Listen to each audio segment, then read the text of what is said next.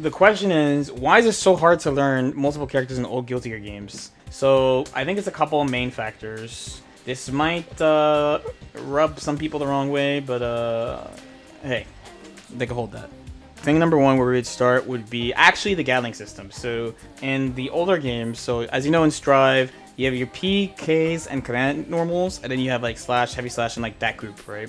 In this game, as PKSHD, right? This is people's like, oh, this is way more intuitive, this is better for new people and stuff.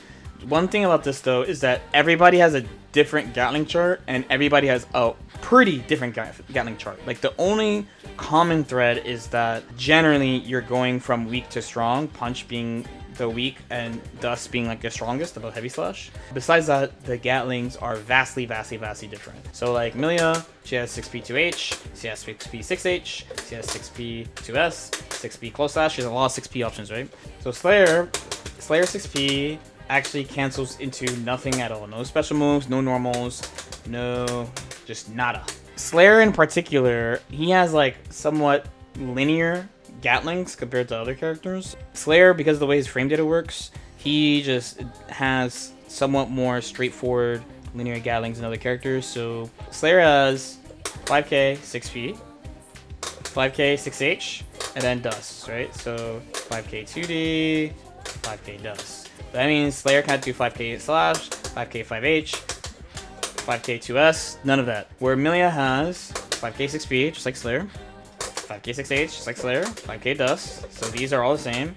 But then she has 2s, she has 6k, she has close slash, she has far slash, she has 5h, she has a ton of options. Hers is jump cancelable, and they both have special cancel on top of it. So you will have a lot of cases where characters just have stuff that go into different stuff. Like nobody has the same Gatling chart. Why does this matter? So combos aside, obviously it affects your pressure, like how you set up your pressure, how you set up your neutral, what buttons you press to convert in different situations, if you can even. It just really affects where your brain's going to go when you press a specific button. Slayer can realistically use this as a poke, where like Milia can't use this as a poke. So I would never think of pressing this here, nor would I think about the follow-ups there. I'll just use it like point blank for pressure. Frame traps, where Slayer player, they'll poke with it. They have special cancels off it that are like kind of tricky, like using Dandy, using this right after. Once they added the Strive, I'll remember what this is called. So that's big reason number one. Big reason number two is that at a system level, the characters are really different too. So like Milia is lightweight, has like no HP, bad risk gauge, bad meter gain, just like in Strive, right? Like that's been a thing with her forever. She's always been weak at that perspective. Slayer is like heavy, but he builds meter really quickly. He has a slightly above average light bar. I think his risk bar is normal. These two characters get up at different speeds, face up and face down. So as a reminder, when you get knocked down by, there's some moves that knock you down face down, and there are moves that knock you down, let's do throw, I guess, face up. These are two different knockdown timings. You have to get used to it with your character, with whatever reversal timings you have, and other characters. This ties into the first thing, but again, the way you're going to think about situations at a system level and with the buttons you're using in the different situations that are going to go into different things compared to other characters are just really different. The last thing is just getting above the character's skill floor can just be kind of high because of these two things, and most people just honestly just don't have that much patience to go like a month or so of just like taking L's, you know? It can be pretty hard to get into the mindset of another character when you have to make your brain work in situations quickly. On top of that, I think there are some characters, since like, again, Exert to me is an extension of XX, so there's some characters, let's say Milia.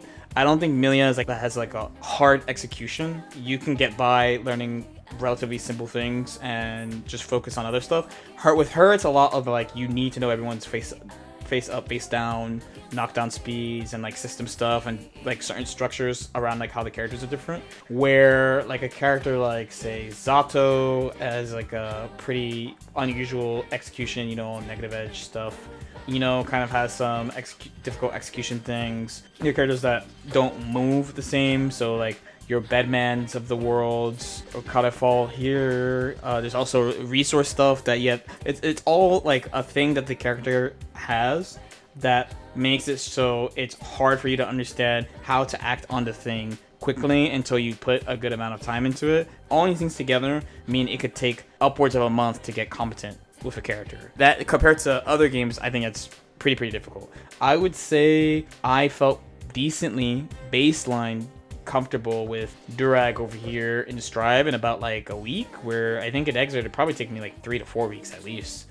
Melia, I actually think came about pretty quickly. After I played her for like a year, I was like, man, I didn't know what I was doing that whole year. But when you look at like, oh, what's the win condition? I'm like, honestly, I got it like pretty quick. Like, I don't think she's especially hard to pick up. Just like in Strive, I don't think she's hard to pick up. I just think you just can't make mistakes, and you got to develop all your countermeasures to what people do before you're able to deal with it. Because there are games like Multibot Cadenza, or honestly, and fuck Cadenza, an actress again. I played like 15 or 16 characters, but so many characters play the fucking same. Like, to pick them up, they play the same. Like, everyone has the same buttons. There's A, B, C. You can do your pressure in any order. So you can do A, C, B, 2B, 5C, 5A, 5AA, 5B. Anticipate, you can do whatever order you want. And the only thing that matters is just like how the character moves while they're doing it. Almost everybody has the same movement options. And it's not like people have like super crazy special moves. I guess in the current version, like, I would say they have refined characters tools to make it the character power kind of go up a little bit. But like in the older multiplayer games, like there's some characters where like you would literally just only use one special move, like Vyakia. Like old Vyakia, you only did the pit and combos.